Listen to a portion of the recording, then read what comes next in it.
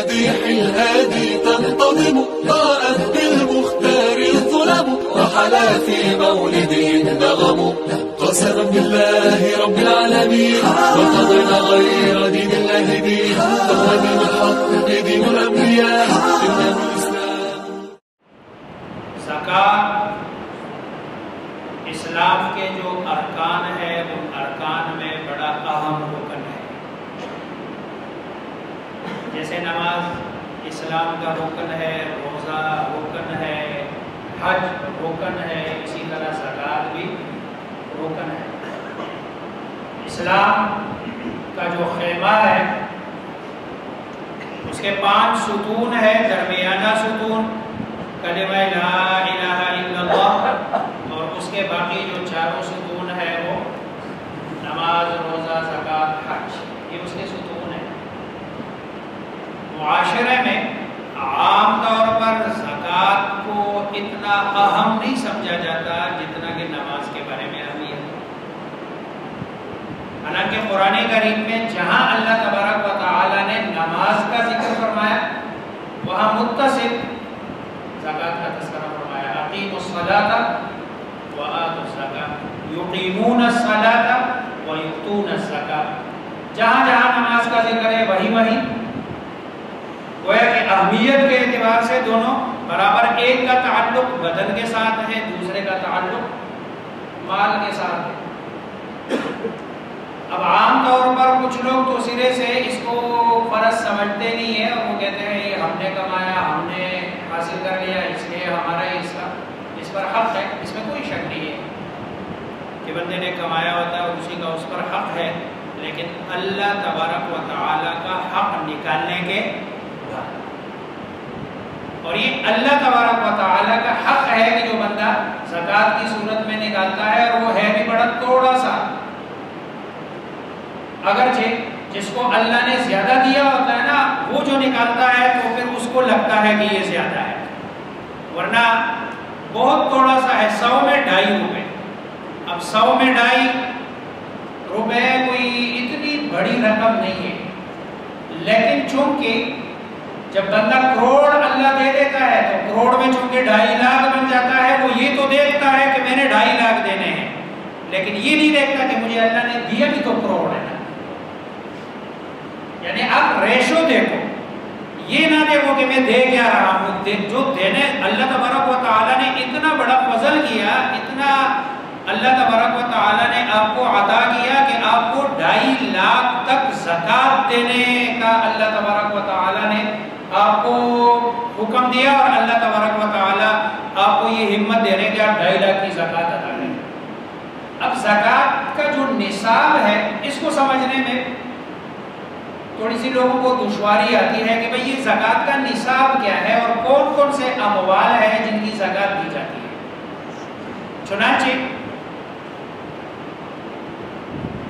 4 قسم کے اموال ہیں جس کی زکات ہوتی ہے. نمبر 1 سونا. سونا اگر بالکل اکیلے ہے کسی کے پاس تو 7.5 تولہ سونا جس کے پاس ہے اس پر زکات واجب ہے. نمبر 2 چاندی.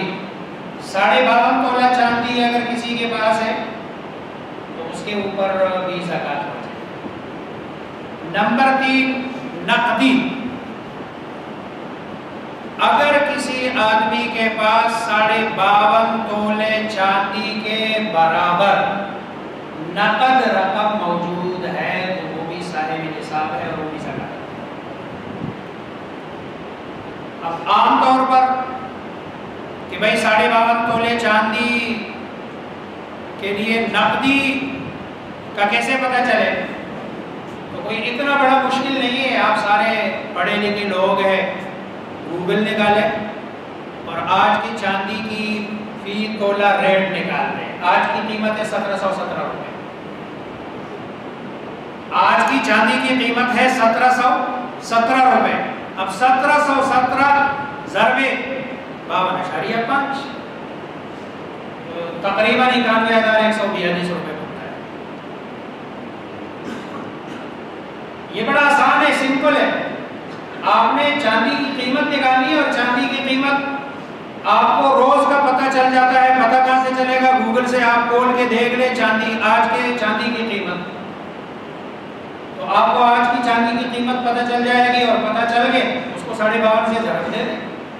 تو جس کے پاس 91,142 میں 91 آج کے لیے کہہ رہا ہوں، ممکن ہے کل 91,990 ہو، ممکن ہے اگلے کل، اس لیے کوئی یہ نہ کہے کہ بھئی مفتی صاحب نے تو 91 بتا دیا تھا کل، اب آج کے دن کو کسی اور مفتی صاحب نے 92 بتا دیا۔ اب وہ 92 اس لیے بتا رہا ہے کہ اس نے بھی اس دن کا ریٹ دیکھ لیا، تو اس دن کا ریٹ دیکھ کے اس نے 52.5 سے ضرب دے دیا۔ اب ہر بندہ خود ہی کر سکتا ہے، اس میں کوئی اتنا بڑا مسئلہ نہیں ہے۔ چوتھی جو چیز ہے وہ ہے مالی تجارت۔ ہر وہ چیز جو آپ نے بیچنے کی نیت سے خریدی ہے، ہر وہ چیز جو آپ نے بیچنے کی نیت سے خریدی ہے وہ مالی تجارت ہے۔ اب وہ کوئی بھی چیز ہے، مکان ہے، پلاٹ ہے، دکان ہے، گھر ہے، گاڑی ہے، کوئی بھی چیز ہے، آپ نے اس نیت سے اس کو خرید لیا کہ میں کل پرسوں ترسوں جہاں کہیں مجھے 2 پیسے مل جائے تو میں اس کو بیچ دوں گا، یہ مالی تجارت ہے۔ اب یہ جو چیزیں ہیں یہ 4، اس پہ زکوٰۃ ہے۔ اس کو اگر میں تھوڑا سا مزید واضح کر دوں کہ بھئی کون کون سی چیزیں ہیں جو اس وقت معاشرے میں ہیں کہ جس کو مالی تجارت کہا جا سکتا ہے اور زکوٰۃ کے اموال میں سے ہے، میں ایک ایک گن کے جو اس وقت معاشرے میں جو چیزیں ہیں میں ایک ایک گن کے آپ کو بتا دیتا ہوں۔ سب سے پہلی چیز جو ہے وہ سونا چاندی۔ سونا چاندی آپ نے اپنی زکوٰۃ نکالنی ہے، آپ بیٹھ گئے، آپ نے کاغذ نکال لیا، قلم نکال لیا، قلم نکال کے آپ نے لکھ لیا اب سونا چاندی، سونا چاندی کتنا ہے، اس کی قیمت کتنی ہے، آپ نے لکھ دی ہے۔ اس کے بعد آپ کے پاس گھر میں جو موجودہ رقم ہے، گھر میں آپ کے پاس موجودہ ہے 50,000 ہے، 10,000 ہے، 15,000 ہے، 20,000، جو خرچ ہو گیا وہ خرچ ہو گیا۔ ابھی جو آپ کے پاس گھر میں موجودہ رقم ہے اس موجودہ رقم کو لکھ لے کہ بھئی اتنی میرے پاس رقم ہے۔ تیسری جو چیز ہے آپ کے پاس بینک میں ہے رقم، لاکر میں ہے، بینک میں ہے، اور آپ کا وہاں پڑا ہوا ہے، اس کو بھی آپ لکھ لیں، اب آپ جمع کرتے جائیں۔ یہ 3 چیزیں یہ ہو گئی۔ چوتھی چیز یہ ہے اگر آپ کے پاس کوئی غیر ملکی کرنسی ہے، پاکستانی کرنسی نہیں ہے، غیر ملکی کرنسی ہے، ڈالر ہے، یورو ہے، آپ نے رکھا ہوا ہے، اب اس کو آپ پاکستانی روپے میں جو آج کی قیمت ہے اس میں کنورٹ کر کے، یہ بھی جو ہے نا زکوٰۃ کے اموال میں سے ہے، اس کی بھی زکوٰۃ دینی ہے، اس کو بھی اپنے پاس لکھ لیں اور محفوظ کر لیں۔ اس کے بعد آپ کے پاس جو پرائز بانڈ ہے، اب پرائز بانڈ کتنے کے ہیں جو اس کی موجودہ قیمت ہے، 750 والے آپ کے پاس ہے، 1000 والے ہیں، 1500 والے ہیں، اب آپ کے پاس جو پرائز بانڈ ہے اس کی آپ نے قیمت ساری کی ساری لکھ لینی ہے۔ اس کے بعد جو اگلی چیز ہے مستقبل کے کسی بھی منصوبے کے لیے آپ نے اپنے پاس رقم رکھی ہے۔ آپ نے حج پہ جانا ہے، ابھی وہ پیسہ خرچ نہیں ہوا، آپ کے پاس رکھا ہوا ہے، آپ کے اس منصوبے کے لیے وہ پیسہ رکھا ہوا ہے، اس کو بھی جمع کریں گے، اس کی بھی زکوٰۃ ہے۔ آپ نے بچے کی شادی کے لیے پیسہ رکھا ہوا ہے، مستقبل کا کوئی بھی منصوبہ ہے، آپ نے گھر بنانا ہے لیکن وہ پیسہ ابھی تک گھر بنا نہیں ہے، وہ خرچ نہیں ہوا، تو آپ نے وہ پیسہ رکھا ہوا ہے اپنے پاس، اور مستقبل کا کوئی بھی منصوبہ ہے، آپ نے گھر بنانا ہے، دکان لینا ہے، پلاٹ لینا ہے، حج کرنا ہے، بچے کی شادی کرنی ہے، بچی کی شادی کرانی ہے، جو بھی ہے، لیکن اس کو اب آج جو آپ زکوٰۃ دے رہے ہیں، آپ کا سال پورا ہو گیا، آپ صاحب نصاب ہے اور وہ پیسہ آپ کے پاس رکھا ہوا ہے، ابھی خرچ نہیں ہوا، تو اس کو بھی آپ اپنے زکوٰۃ کے اموال میں ایڈ کریں گے اور اس کو بھی یعنی باقی رقوم کے ساتھ جمع کیا جائے گا۔ اگلی جو چیز ہے قرض، جو آپ کا کسی کے ذمہ میں ہے، لیکن قرض کی 2 قسمیں ہیں۔ ایک قرض وہ ہے کہ جس کے ملنے کی آپ کو امید ہے اور ملنے کی امید بھی جلدی ہے، مثلا آپ نے کسی کو قرض دیا ہوا ہے، کاروباری قرض ہے، آپ کے دکان جگہ جگہ دکانوں پہ آپ مال سپلائی کرتے ہیں، کسی کے پاس 10,000 پڑا ہوا ہے، کسی کے پاس 15,000، ایک سے 1,000 آج لے لو گے، 2,000 کل لے لو گے، یہ سارے جتنے بھی رکو. دوسرا قرض وہ ہے آپ نے کسی کو دیا ہوا ہے قرض حسنہ کے طور پر، اور آپ نے کبھی مانگا نہیں ہے، اور آپ کو اس علم میں ہے کہ اس بندے نے کبھی دینا نہیں ہے، یہ والا قرض نہیں. یا کوئی بندہ جس کو آپ نے قرض دیا ہوا ہے اور آپ کو پتا ہے یہ دینے کی پوزیشن میں ہے ہی نہیں، پتہ نہیں 10 سال لگیں گے، 20 سال لگیں گے، 25 سال لگیں گے، ابھی ظاہری نقشے میں اس کے دینے کی پوزیشن میں نہیں ہے، تو ایسی صورت میں اس قرض کو بھی جمع نہیں کیا جائے گا. اس کے علاوہ جتنے بھی آپ کے قرض حقوق ہے لوگوں کے پاس ان کو بھی ایڈ کیا جائے گا زکوٰۃ دینے والے رقم میں.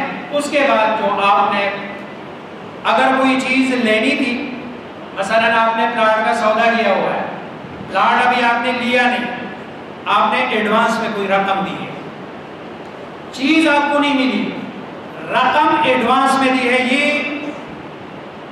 تھوڑا سا غور طلب ہے.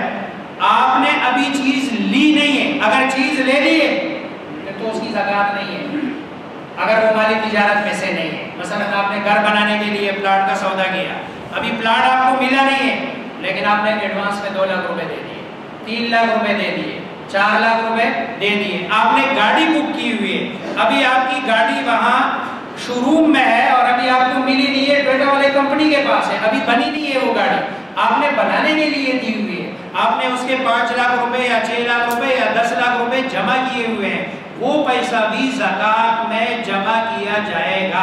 ہاں اگر آپ کو گاڑی مل گئی ہے تو پھر اس کی زکوٰۃ نہیں ہے اگر آپ نے گاڑی کاروبار کے لیے نہیں لی ہے.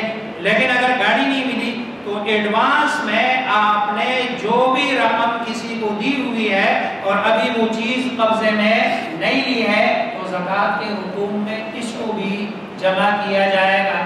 اگلی جو چیز ہے آپ کے شیئرز ہے کسی کے پاس، اسی طرح آپ کے پاس کہیں سیونگ جو ہے نا سارے کے سارے سرٹیفکیٹس ہیں، اسی طرح آپ کے پاس NIT یونٹس ہیں، اسی طرح آپ کے پاس جو ہے نا جو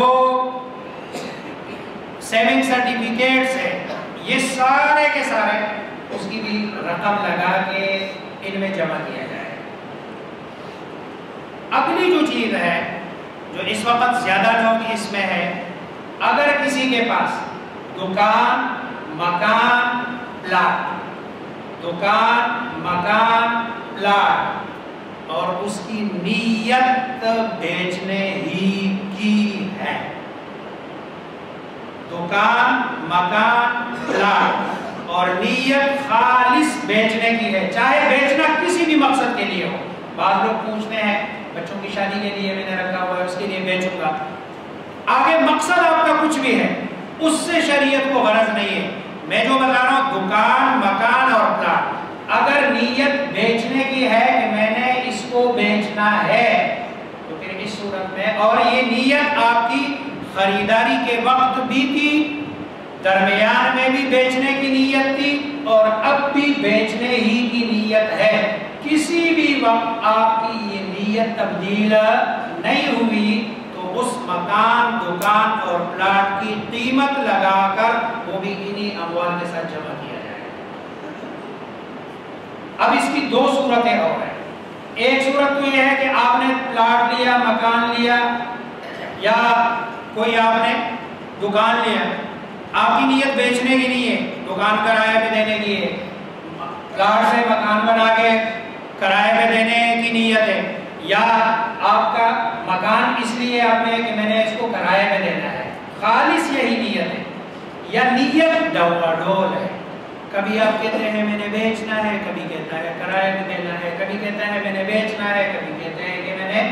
اس صورت میں بھی بالوقت زکوٰۃ نہیں ہے. کیوں؟ اس لیے کہ آپ کی نیت ابھی 2 رخی ہے. جب آپ اس کو بیچیں گے تو اس کا مطلب یہ ہے کہ بیچنے والی نیت آپ کی متعین ہو گئی، پھر آپ اس کی زکوٰۃ دیں. تو جو پلاٹ مکان، زیادہ تر پلاٹ مکان اور دکان کا جو مسئلہ ہوتا ہے اس کی زکوٰۃ کا مسئلہ، کیونکہ اس کی زکوٰۃ زیادہ ہوتی ہے.